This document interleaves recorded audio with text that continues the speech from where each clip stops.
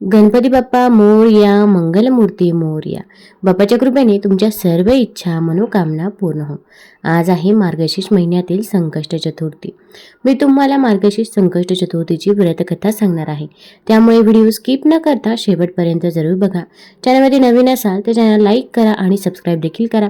तसेच कमेंटमध्ये गणपती बाप्पा मोरया लिहायला विसरू नका, जेणेकरून आपल्याला देखील गणपती बाप्पाचा आशीर्वाद प्राप्त होईल. श्री गणेश हे 14 विद्या आणि 64 कलांचा अधिपती देवता आहे. तो दुःखहर्ता सुखहर्ता आहे अशी उपासकांची श्रद्धा आहे. म्हणून संकष्ट चतुर्थीच्या दिवशी श्री गणेशाचे पूजन करून अथर्वशीर्षचा पाठ करावा.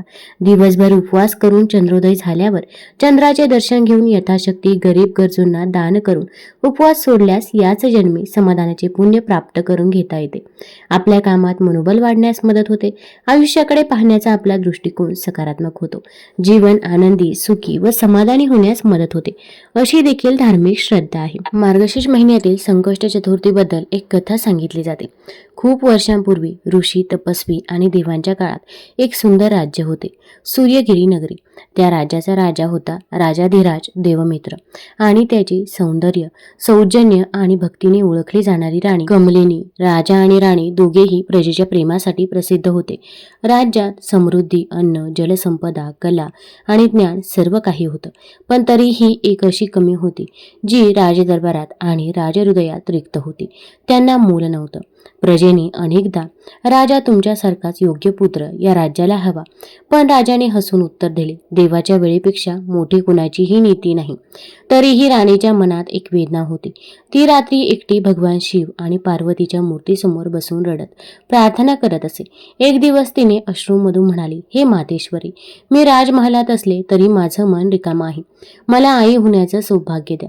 त्यावेळी मंद वारा आला आणि मंदिरात ठेवलेला दीप तेजाने प्रज्वलित झाला. दुसऱ्या दिवशी राज्यात एक महान ऋषींचे आगमन झाले. ऋषी विश्वेश्वर. लोकांच्या गर्दीत राणी आणि राजाने त्यांचे स्वागत केले. ऋषींनी राजाकडे पाहत सांगितले, राजन, तुमच्याकडे वैभव आहे, ताकद आहे, पण जीवनातील ज्याची कमतरता आहे ती लवकरच पूर्ण होईल. राणी उत्सुकतेने विचारते, ऋषीवर्य, मला मातृत्व मिळेल का? ऋषी हसले आणि म्हणाले, हो राणी, पण त्यासाठी तुला एक व्रत करावं लागेल.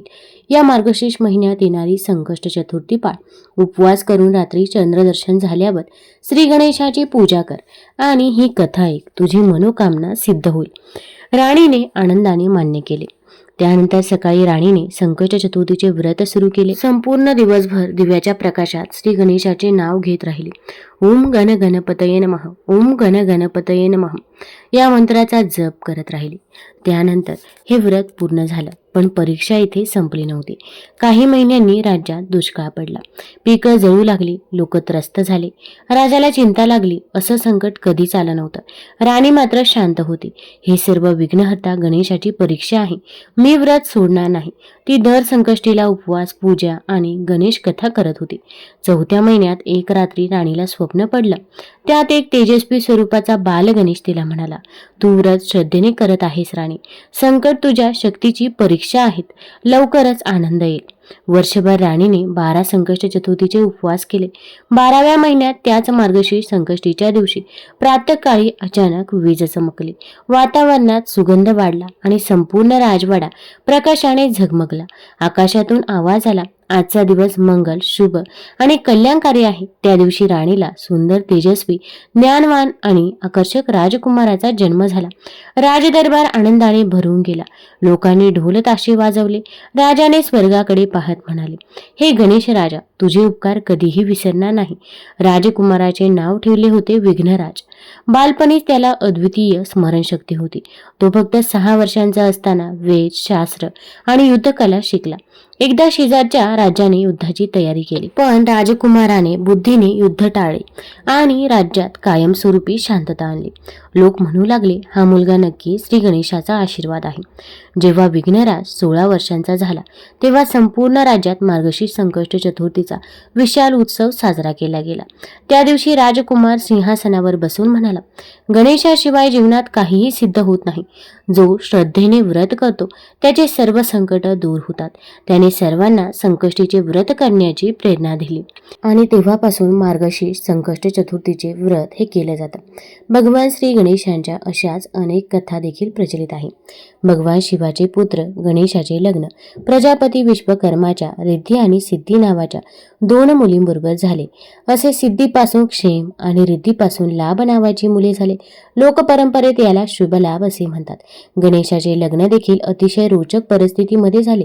त्यांचे लग्न होत नव्हते. या लग्नाची देखील चर्चा सर्व पुराणांमध्ये मनोरंजक पद्धतीने मिळते. पौराणिक कथेनुसार राजा धर्मार्थची कन्या तुळस ही लग्नाच्या इच्छेने तीर्थयात्रेवर निघाली. तीर्थयात्रेदरम्यान तुळशीने पाहिले की गणेशजी गंगेच्या किनाऱ्यावर तपश्चर्या करत आहे. पौराणिक कथेनुसार भगवान तपश्चर्येमध्ये लीन होते. त्यांच्या शरीरावर चंदन लागले होते, गळ्यात रत्नांची माळ होती, कमरेत रेशमचे पितांबर गुंडाळलेले होते. ते एका सिंहासनावर बसून तपश्चर्या करत होते. गणपतीचे ते सुंदर स्वरूप पाहून तुळशी मंत्रमुग्ध झाली. तिने त्यांच्याशी लग्न करण्याची इच्छा व्यक्त केली. गणपतीची तपस्या भंग केली. भगवान गणेश हे पाहून संतप्त झाले आणि तुळशीचे हे कार्य अशुभ असल्याचे वर्णन केले. तुळशीचा हेतू जाणून घेतल्यानंतर ते म्हणाले की मी ब्रह्मचारी आहे आणि त्यांच्या लग्नाचा प्रस्ताव फेटाळून लावला. हे ऐकून तुळस संतापली आणि तिने भगवान गणपतीला शाप दिला की तुझे एक नाही 2 विवाह होतील. यावर भगवान गणेशानेही तिला शाप दिला की तुझे लग्न एका राक्षसासोबत होईल. हे ऐकून तुळशीने गणेशाची माफी मागितली. तेव्हा गणेशजी म्हणाले की तुझे लग्न शंखचूर्ण नावाच्या राक्षसाशी होईल, पण तू रूपाचे रूप धारण करशील. ते म्हणाले की कलियुगात तुळशी जीवन आणि मोक्ष देणारी असेल, पण तुझा वापर माझ्या पूजेत करणे निषिद्ध असेल. त्यामुळे गणपतीच्या पूजेत तुळशीचा वापर केला जात नाही. तुळस वनस्पती हिंदू धर्मात सर्वात पवित्र वनस्पती मानली जाते. ती पूजेच्या साहित्यामध्ये वापरली जाते. तुळस ही भगवान विष्णूंची आवडती आहे. तुळशीशिवाय त्यांची पूजा ही अपूर्ण मानली जाते. आणि तुळशी मातेने शाप दिल्यामुळे भगवान श्री गणेशांचे 2 लग्न झाले. गणेश पुराणाच्या 6व्या अध्यायात गणेशाच्या विवाहाची माहिती मिळते. कथेनुसार गणपतीचा एक दात आणि लंबोदर असल्यामुळे त्यांच्या लग्नात अनेक अडचणी येत होत्या. यामुळे संतापलेल्या गणेशाने आपल्या उंदरासह इतर देवतांच्या विवाहात अडथळे निर्माण करण्यास सुरुवात केली. हे ऐकून सर्व देव नाराज झाले. मग त्यांनी आपली समस्या ब्रह्मदेवाकडे सांगितली. देवतांच्या विनंतीवरून ब्रह्मदेवाने आपल्या 2 मुली रिद्धी आणि सिद्धीला भगवान गणेशाकडे शिक्षण घेण्यासाठी पाठवले. जेव्हा गणपतीला कोणत्याही देवतेच्या लग्नाची माहिती मिळते तेव्हा रिद्धी आणि सिद्धी त्यांचे लक्ष विचलित करतात. अशा प्रकारे देवांची लग्ने सुरळीत पार पाडू लागली. ही गोष्ट गणेशाला कळताच तो त्यांच्यावरती रागावला. दरम्यान नारदजी तेथे प्रकट झाले आणि त्यांनी गणेशजींना रिद्धी आणि सिद्धी यांच्याशी लग्न करण्याचा सल्ला दिला. श्री गणेशांच्या संमतीने त्यांचा रिद्धी आणि सिद्धी सोबत विवाह झाला. त्याला दोन्ही पत्नीपासून शुभ आणि लाभ नावाची मुले झाली. भगवान विष्णूंचे लग्न देवी लक्ष्मीसोबत करण्याचे योजिले. सर्व देवांना आमंत्रण मिळाले, पण गणेशाला काही दिले नाही.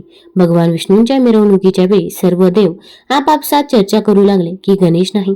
मग सर्वांनी विष्णूंना विचारले तर त्यांनी म्हटले की आम्ही गणेशाच्या वडिलांना म्हणजेच महादेवांना आमंत्रण दिले आहे. जर गणेशाला वडिलांसोबत यायचे असेल तर ते आले असते.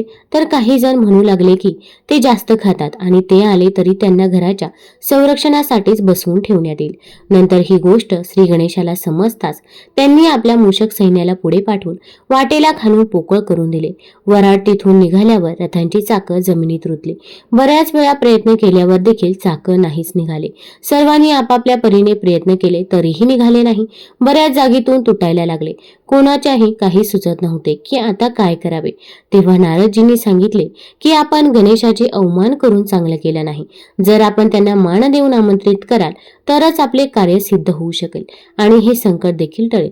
मग शंकराने आपल्या सेवक नंदीला पाठवले आणि ते गणेशाला घेऊन आले.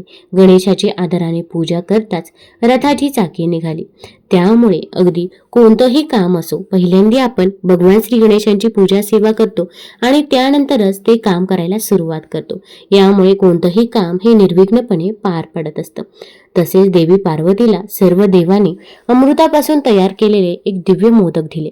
मोदक बघून दोन्ही मुले कार्तिकेय आणि गणेश आईकडून मागू लागले. तेव्हा आईने मोदकाच्या महत्त्वाचे वर्णन करून म्हटले की आपल्या दोघांमधून धर्माच्या दृष्टीने श्रेष्ठ होऊन सर्व तीर्थक्षेत्रांना प्रथम जो भेट देईल त्यालाच हे मोदक मिळेल.